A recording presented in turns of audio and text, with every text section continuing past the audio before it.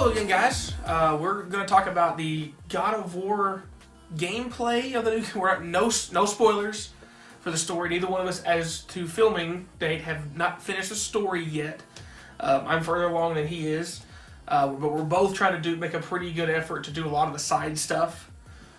So we're not progressing like straight story to finish it. We're trying to get as much in depth into the characters. So we're going to talk a little bit about the character relationships we thought about as a whole so far. Talk about maybe changes they've made from previous God of War games to this one.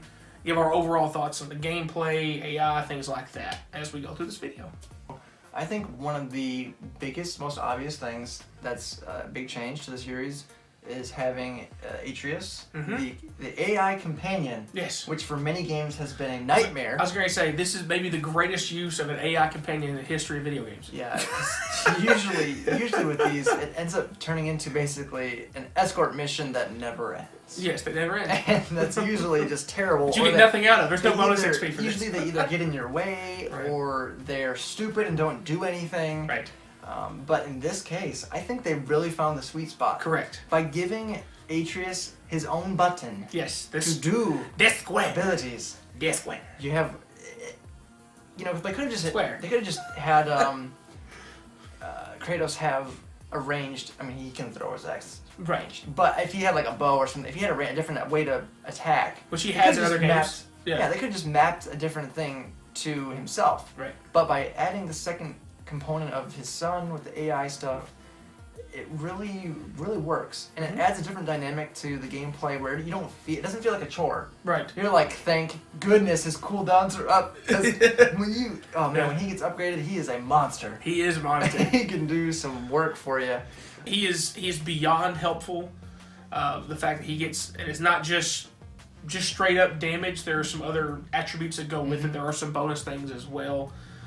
They went heavier RPG in this game. Oh yeah, even definitely. more so than other ones. Because even in some of the other God of War games, he had skills you could upgrade. Like the level of the weapons had more power and more abilities, things like that. Yeah. Well, here you get access to armor, access to talismans and enchantments for those, which upgrade the armor and talismans. They can do things, and some talismans just give you some base stats. Some give you less stats and an actual cooldown of abilities, and give you passives and a chance to a perk. I think is what they call it. Like the actual term has either a low, a moderate, or high chance to hit to do different stuff. They add status effects like blind. You get damage over times with fire and poison, and slows with frost. There's a lot of extra things that add in besides just raw damage output. Yeah, and then even still, you have like also your like runic abilities, where you have like abilities with your weapons, right? And you can even upgrade those, right? So it's awesome. And as you go along, you'll find more. Like they're in chests and stuff out in the world, so you pick up more and more. And that's one thing too with us. We want to. For me personally, I'm the guy who goes and does 100%, and I walk into an area, and you're supposed to go this way, and I immediately turn around and go the opposite direction. That's the number one rule for open exploring. if Atreus is leading you a certain way, if there's another way, why don't you go the other way first? You can see what Atreus wants to do next. And I mean, it's almost like a Metroidvania kind of thing where you get abilities that you go back to places you've been before. Yup. But so you can only explore so much at a time, but it's still enough that you feel like you're doing something, and you're like, oh yeah, this is something I can come back to later. That you're gonna have to come back to later. And I think that's something. It can kind of be a chore sometimes, but it's also, a fun way to get a new ability, then come back and be like, now I can do this thing. So it's kind of, I enjoy it. The other thing that's blown me away, like I said, and according to the way they're talking, I'm getting close to the end of the main story, but I'm not end to end, but I'm getting close. The dynamic between father and son in this is it's a very, very high quality, well written story, because in past games Kratos is just yelling at all things and wants to kill all things.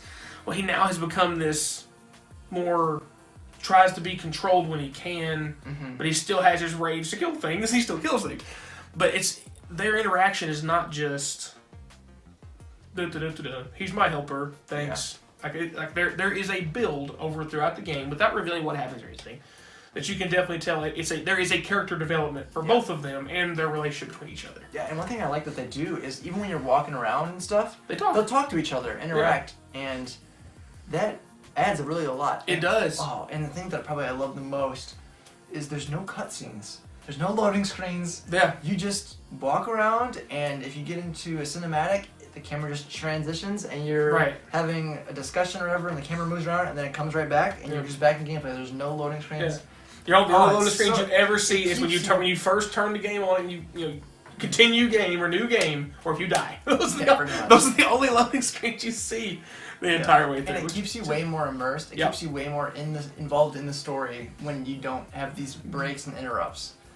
And the fact that they're able to do that it's so good that they can do that now with games. It just adds that much more to the storytelling experience. They went with a different camera angle in this game as well, kind of like that lower end third person camera. But I think the camera controls are very smooth for the most part. They're controllable. At this point I've never felt like I don't have access to be able to do what I want to do. It's got the third person, you can still kind of see enough to your right and left.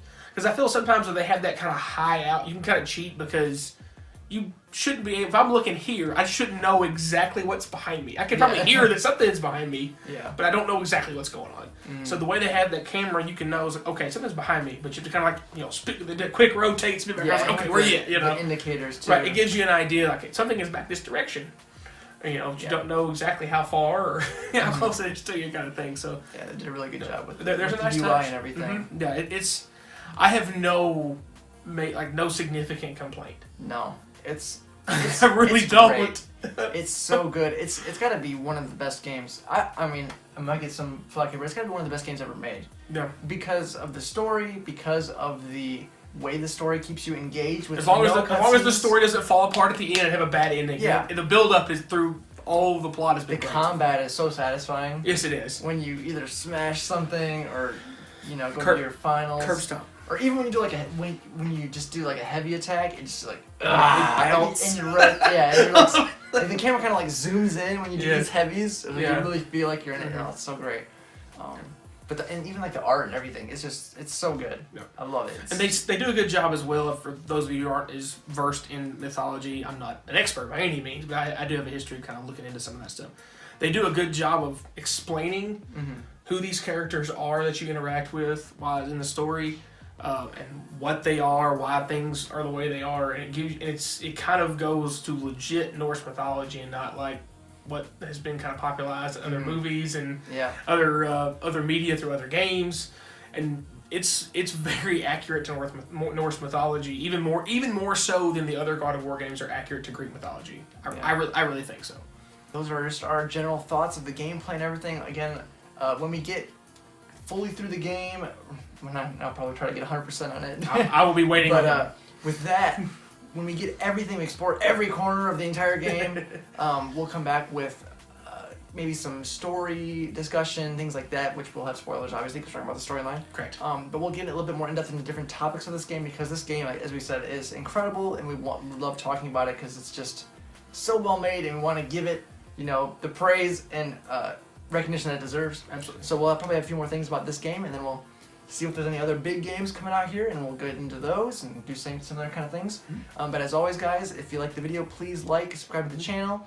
Let us know in the comments below if you want to see anything in particular. If there's any games coming out that you want to talk about, let us know what you think of this game. And we'll just keep these videos coming for you guys.